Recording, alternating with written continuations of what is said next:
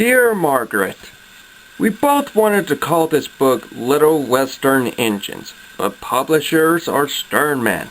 They did not approve. They, of course, don't know the trouble we've had with Oliver. We hope he has learned since. But goodness knows what will happen when he finds he has a book all to himself. I know, if Oliver gets uppish, we'll send Messrs. K and Ward on to him. That'll teach him, Wilbert.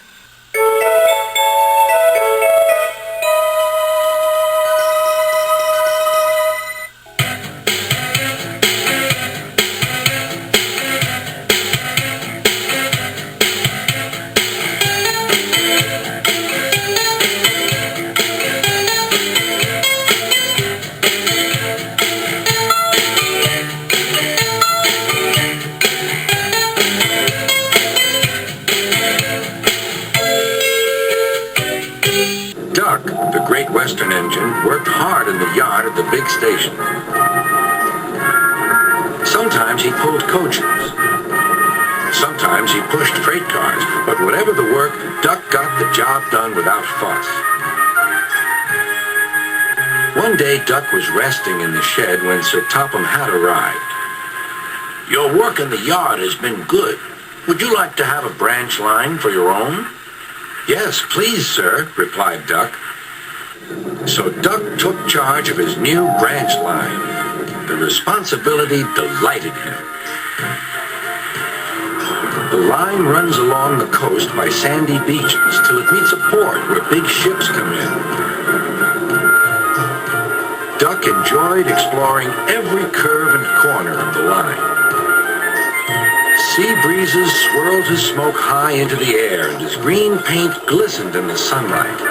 "This is just like being on holiday," he puffed. "Well, you know what they say," laughed his driver.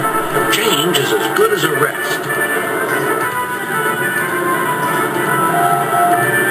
Soon, Duck was busier than ever.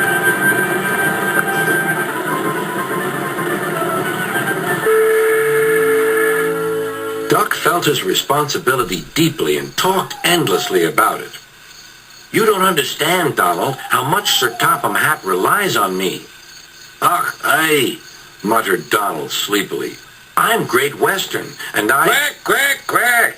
"What?" "Ye heard? Quack, quack, ye go. Sounds like ye'd an egg laid.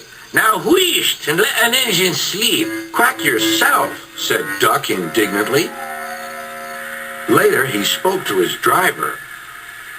"Donald says I quack, as if I'd laid an egg." "Quack, do you?" pondered his fireman. He whispered something to Duck and his driver. They were going to play a joke on Donald and pay him back for teasing Duck. The engines were busy for the rest of the day, and nothing more was said.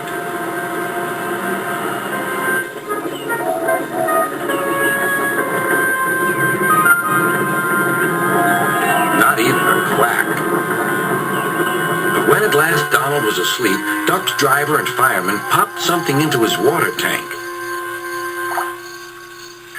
Next morning, when Donald stopped for water, he found that he had an unexpected passenger aboard.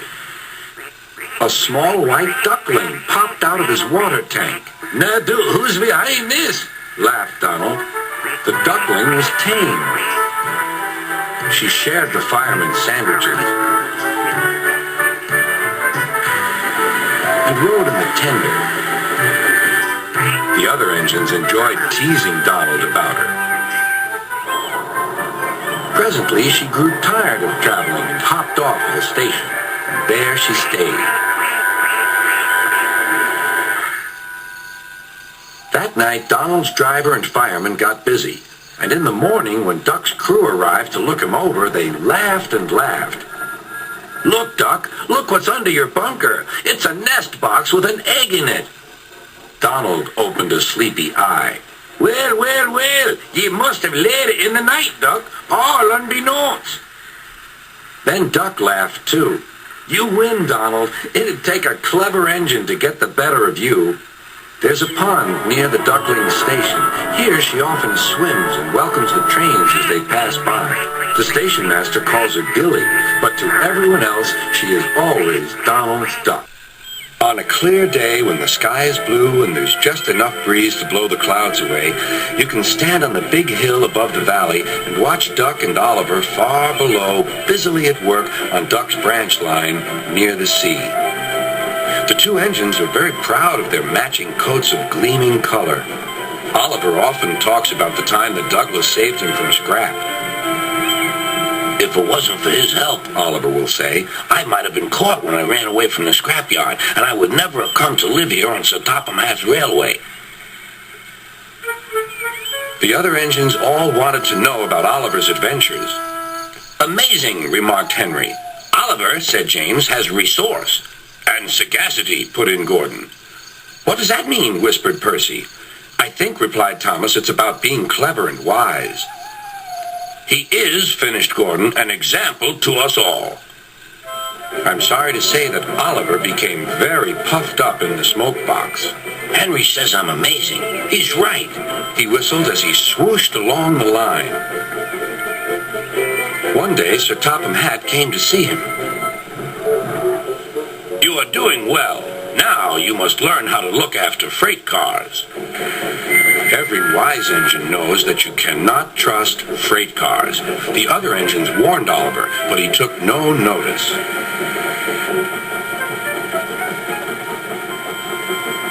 You think I can't manage, he said, huffily. Gordon knows better. He says I'm sagacious.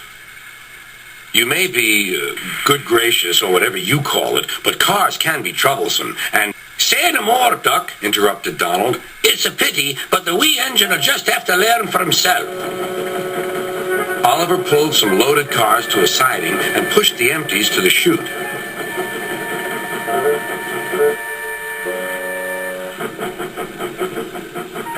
Then he came back to take the loaded cars away. But they were comfortable and didn't want to move. What right has he to poke his funnel in here? We want Duck, or Donald.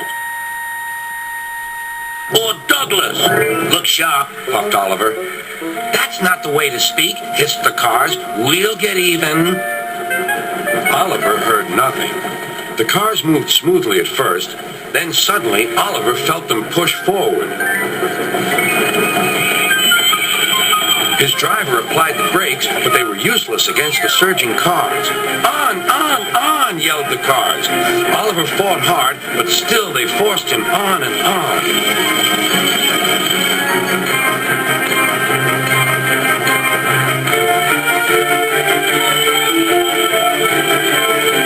At last, the cars grew tired. I'm winning, gasped Oliver, but it was too late.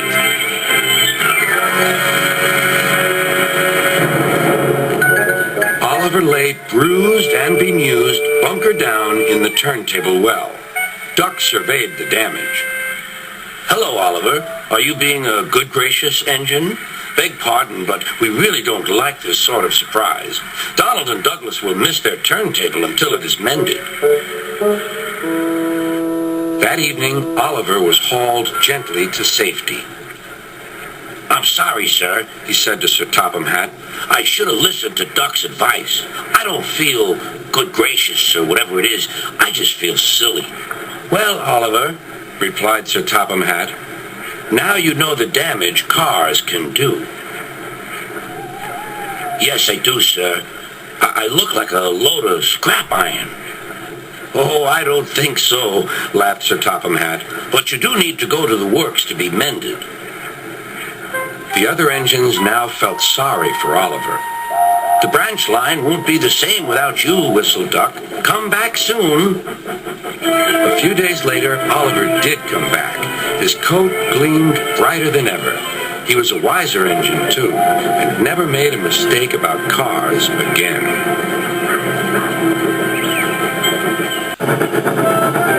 Oliver had been to the works to be mended. Some troublesome cars tricked him, and the Great Western engine fell into the turntable well. Now Oliver was as good as new, but he was still worried about cars. I'd rather not use them, he puffed to himself.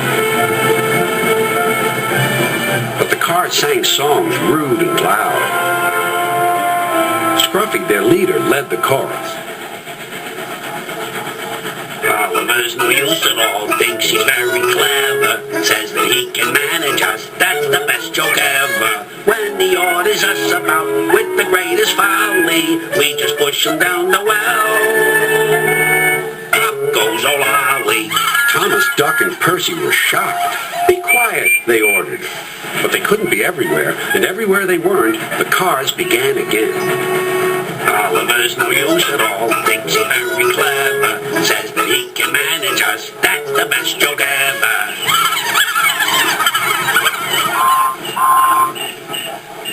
At last the engines gave up. We're sorry, Oliver, they said. It's really my fault, said Oliver sadly. I shouldn't have fallen in the turntable well. Toad, the brake van, felt sorry for Oliver, too. Next morning he spoke to Douglas. I'm worried, Mr. Douglas. This disrespect for engines, where's it going to end? Who knows, sighed Douglas. I've got a plan, Mr. Douglas. May I stay here today and help Mr. Oliver? We are both Great Western and must stand together. Certainly, Toad, replied Douglas and puffed away. Soon Toad was explaining his plan. Goodness gracious, Toad, I don't think you should suggest such a thing to Oliver. But Oliver interrupted. No, Duck, Toad's right. It's really my fault. I must put this trouble right. I meant no disrespect, you understand. Of course not, Toad. Anyway, driver says the same, and he's arranged it with the station master. Very well, Oliver, conceded Duck, but I must hurry. My passengers will be waiting. Good luck. So long, smiled Oliver bravely, but he felt dreadfully nervous inside. Oliver marshaled the worst cars 2 by 2. That's the way, Mr. Oliver, whispered Toad. And if you leave that Scruffy till last, then you'll have him behind you, and you can bump him if he starts some nonsense.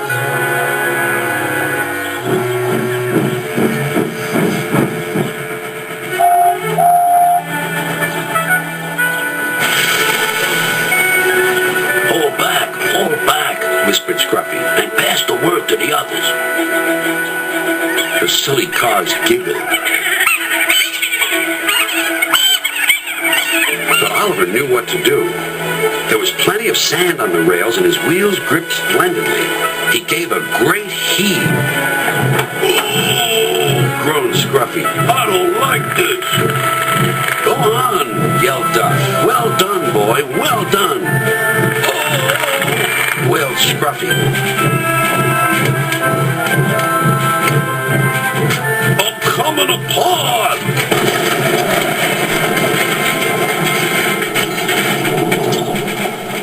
And he did. Then there was trouble. Well, Oliver, so you don't know your own strength, is that it? No, sir, said Oliver nervously. So Topham Hatt inspected Scruffy. As I thought. Rotten wood, rusty frames. Maybe if we put you back together, you'll earn yourself a better name.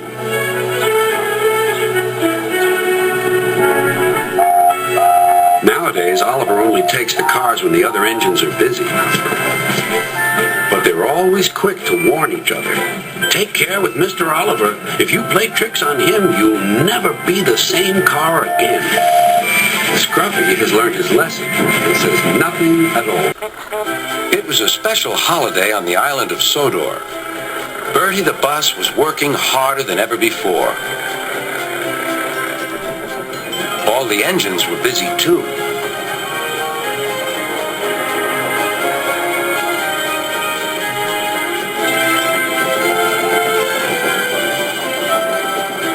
Duck was waiting for his next journey. Near him stood a red bus, but he didn't look friendly like Bertie.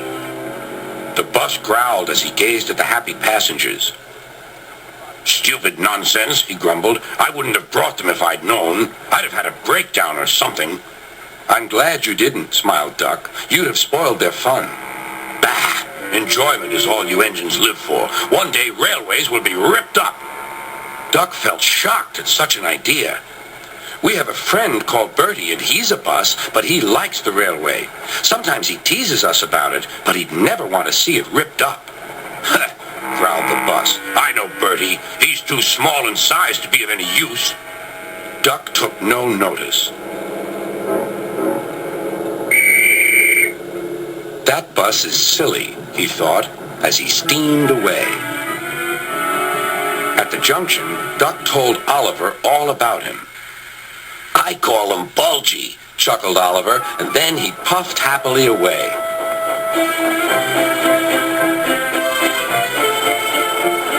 But that afternoon, when the two engines met again, Oliver was no longer laughing. Bulgy's friend has come, he said. He's rude, too. He's taking Bulgy's passengers home and leaving Bulgy free to steal ours. But he can't, objected Duck. Bulgy says he can get them to the big station before us. Rubbish, replied Duck. It's much farther by road. Yeah, continued Oliver, but Bulgy says he knows a shortcut.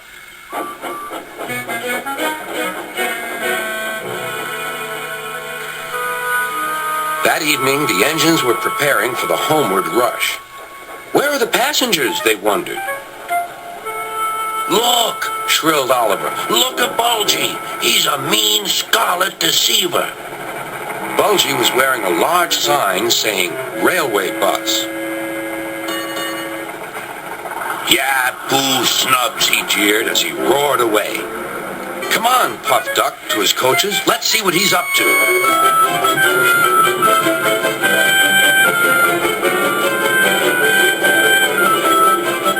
Duck wanted to get back at Bulgy, but he wasn't sure how.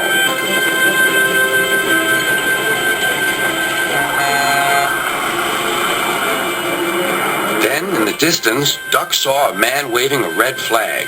That meant danger. The line here crosses a narrow road, and there was Bulgy, wedged firmly under the bridge. So this was his shortcut, chuckled Duck. He tricked us, shouted Bulgy's passengers. He said he was a railway bus, but he wouldn't accept our return tickets. He wanted us to think railways are no good. Duck's crew examined the bridge. It's risky, but we must help the passengers. Passengers are urgent, agreed Duck. Duck slowly and carefully set off across the bridge. Bulgy wailed as he felt the bridge quiver. Oh! Oh!